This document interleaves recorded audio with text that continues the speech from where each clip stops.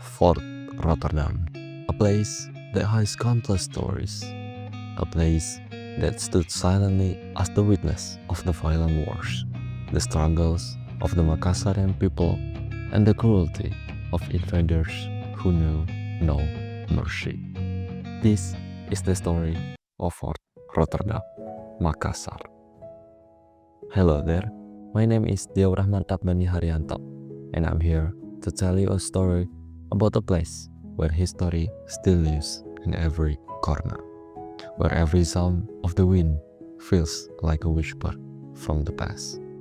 Long ago, before it was called Fort Rotterdam, this place was known as Benteng Ujung Pandang.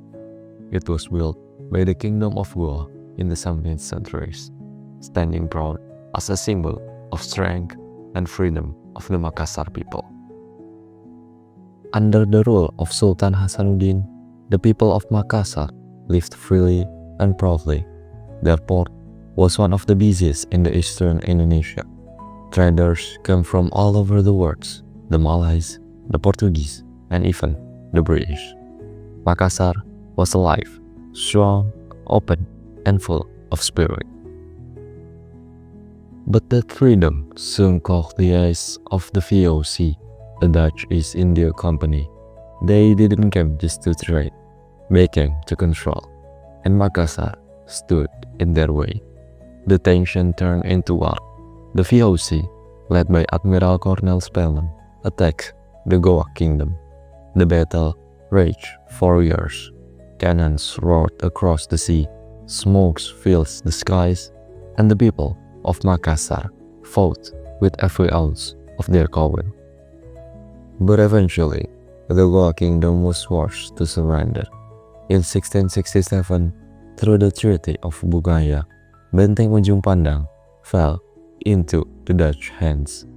The Dutch rebuilt it, gave it a new name, Fort Rotterdam, after Spelman's hometown in Netherlands. The port became their stronghold in eastern Indonesia, a base for soldiers, a warehouse for spices, and a center of control for VOC's ambitions. But behind those thick stone walls, something darker happened.